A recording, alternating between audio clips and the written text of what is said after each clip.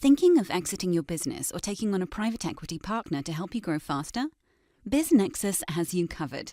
Tap into our network of thousands of best-fit investors, acquirers, and proven M&A advisors, and we'll help you begin the relationship confidentially on your terms, your timeline.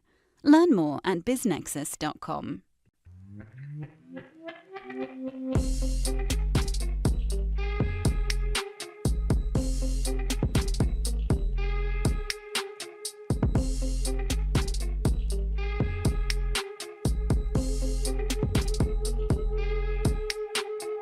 Disclaimer from the always present legal team. Podcast conversations don't necessarily reflect the views of BizNexus Incorporated. Everything you hear is informational news and updates from around the industry. We're not recommending any investments. We're not offering any investment advice. Be sure to do your own homework.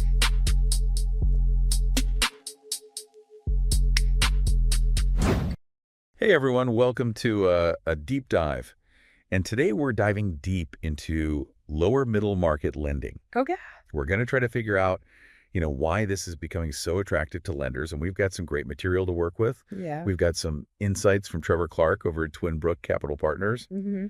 And we've got some data from, KDRA, LSIG, Moody's, and Goldman Sachs. Wow. Sounds like we're going to be busy. Yeah. So you might be surprised at what we find when we look into the lower middle market. It really does challenge a lot of those traditional assumptions about, Yeah. where the best opportunities are. Okay, so let's get into it. Okay. First up, everyone wants a good return, right? Of course.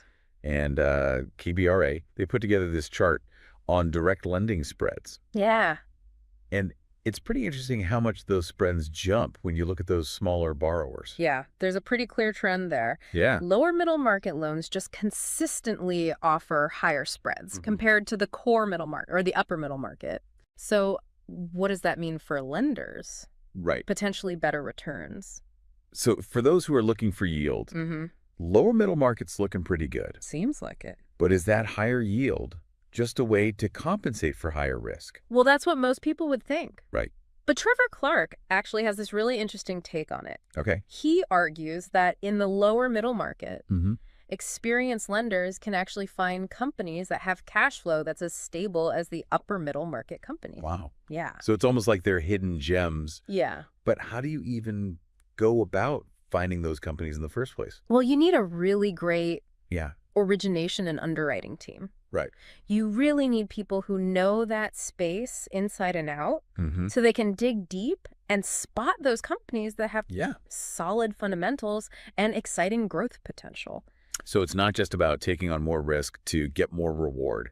It's about using that expertise to find the lower middle market companies that are actually less risky than they appear. Yeah, and this is where things get really interesting when we start looking at leverage. Okay. We have this great chart from LSEG and TPG that breaks down leverage levels across different parts of the middle market. And what you see is lower middle market deals tend to be much more conservative. Okay. Leverage is usually sitting somewhere between like 3.5x and 4.5x. Yeah. Now compare that to the upper middle market where it's often, 5 to 5.5 or even higher. Wow. Yeah, that's a big difference. Yeah. And that lower leverage, what does that mean for lenders? Right. Lower risk. Okay. If a company has less debt, they've got more breathing room to handle unexpected challenges. And for lenders, that means a bigger margin of safety, reduced potential losses. So we've got higher spreads, potentially lower risk. Yeah. What else is there? What else makes the lower middle market so attractive? Let's talk about protections for lenders. Okay. Moody's has this chart that really highlights this. Okay. Shows that loan covenants, those agreements that give lenders, certain rights and protections, are way more common in the lower middle market. Interesting. We're talking like 67% of loans having covenants compared to 38% in the core middle market and only 7% in the upper middle market. Wow, that's a big difference. Huge. So if things go sideways with a borrower, lenders in the lower middle market have more options to protect themselves. Exactly. That's huge. It is. But we can't forget about diversification. That's right. That's another big piece of this puzzle. It's a crucial factor that often gets overlooked. Yeah. Goldman Sachs put together some data that actually shows a surprising amount of overlap in the portfolios of upper middle market business development companies, or BDCs. BDCs, okay. And that lack of true diversification means lenders could be exposed to more concentrated risks. So if one particular industry or sector takes a hit, it could have a ripple effect across a big chunk of their portfolio. Right. Contrast that with the lower middle market. Right. Where you've got a much wider pool of potential borrowers and a bigger diversity of industries. Yeah. Lenders have the opportunity to build more diversified portfolios. Okay. Spreading that risk across a much broader range of companies and sectors. So for you, the listener, what does all of this mean? Well, if you zoom out and look at the big picture, this trend toward the lower middle market signals a pretty significant shift in the lending landscape. Yeah. It's not just about chasing those higher yields anymore. Right. It's about finding a more nuanced and potentially more sustainable approach to lending. Okay. An approach that strikes a better balance between risk and reward.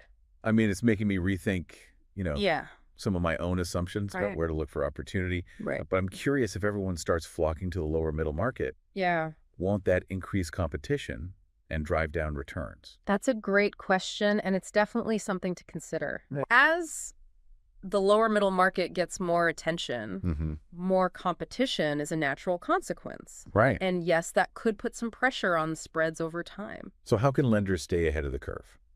It all comes back to what we've been talking about. Okay. Developing deep expertise in specific sectors, building those strong origination and underwriting teams, and finding innovative ways to structure deals that protect both the lender and the borrower. So it's not just about jumping on the bandwagon. Right. It's about being smart, strategic, and really understanding the lower middle market. Exactly. It's recognizing that the lower middle market isn't just one big, homogenous thing. Right. It's a diverse ecosystem of businesses, each with its own unique risks and opportunities. This has been really insightful, and we're just getting started. I know, right? There's so much more to uncover here. I'm excited to see where this goes. Me too. I think this is going to be a really interesting deep dive. I think so too. You know what's really interesting about this shift to the lower middle market? Is that it kind of goes along with this bigger trend we're seeing. Like all across the economy. Okay. The rise of these smaller, more agile businesses that are really shaking things up in these more traditional industries. Yeah, it's true. We're seeing it everywhere. Yeah. From tech to healthcare, even manufacturing. Absolutely. These smaller companies, they're often the ones that are driving innovation. They're adapting quickly, and they're a major engine for job growth. Yeah. And for lenders, this is a fantastic opportunity to partner with these companies at a crucial stage in their development, provide them with the capital they need to really scale and, become a part of their success story. It's almost like we're seeing this whole new ecosystem emerge. Yeah. Where lenders aren't just providing financing. Right. They're becoming more like strategic partners. Absolutely. It's a win-win situation. Lenders get access to potentially higher returns, a more diversified portfolio. Right. And these lower middle market companies, they get the fuel and support they need to really reach their potential. So this isn't just some niche strategy anymore. It feels like it's becoming a core part of how a lot of lenders are approaching the market. I think that's a very accurate assessment. Yeah. And this trend is only going to accelerate in the coming years. Okay. As more investors recognize the potential of the lower middle market, we'll see even more capital flowing into this space, which will further drive innovation and growth. That's a pretty optimistic outlook. Yeah. But let's play devil's advocate for a second. Yeah. Are there any potential downsides or risks that lenders should be aware of as they kind of venture deeper into this lower middle market? Of course. Like with any investment strategy, there are inherent risks. And in the lower middle market, some of the key challenges really revolve around the need for specialized expertise. The importance of really robust due diligence and the potential for increased competition as more lenders enter the space. Okay, so let's break those down a little bit. Okay. You mentioned specialized expertise. Yeah. Why is that so crucial in the lower middle market? Well, like we talked about earlier, lower middle market companies are often operating in these niche industries, or they have unique business models that require a really deep understanding of the specific dynamics of that sector. Lenders can't just rely on, generic underwriting models or broad industry benchmarks. Right. They need the expertise to really assess the risks and opportunities of each individual company. So it's not a one-size-fits-all approach. Not at all. It requires a much more tailored and hands-on approach to lending. Yeah. Okay, and what about due diligence? Okay.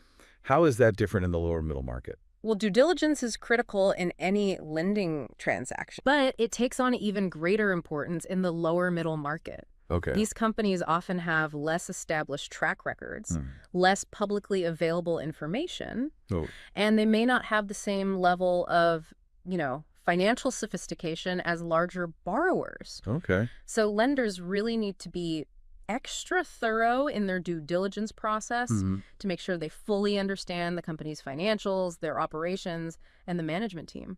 Sounds like it requires a lot more, digging and analysis. Absolutely. That's about, piecing together the puzzle, looking beyond the surface level numbers, and really getting to know the business inside and out. And finally, you mentioned increased competition. Yeah. How might that impact the lower middle market lending landscape? Well, as more lenders enter the market, it's natural to expect some compression in spreads if they compete for deals. And this could lead to lenders taking on more risk to maintain their target returns, which could, potentially create some instability down the line. So it's almost like a self-fulfilling prophecy. Yeah. The more attractive the lower middle market becomes, the more competition it attracts, and the more pressure there is on returns. That's exactly right. That's why it's so important for lenders to stay disciplined, focus on quality over quantity, and maintain their underwriting standards even when faced with increased competition. So it's about playing the long game, building those sustainable relationships with borrowers, and focusing on creating value for both sides. That's the key. It's about, moving away from a purely transactional approach to lending and toward a more collaborative and partnership-oriented model. This has been incredibly insightful. But before we wrap up, I want to circle back to Trevor Clark's point about those hidden gem companies in the lower middle market. Right. How can lenders identify these companies?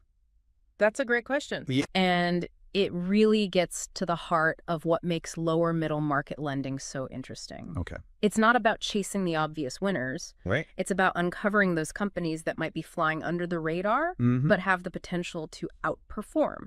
So it's almost like being a detective.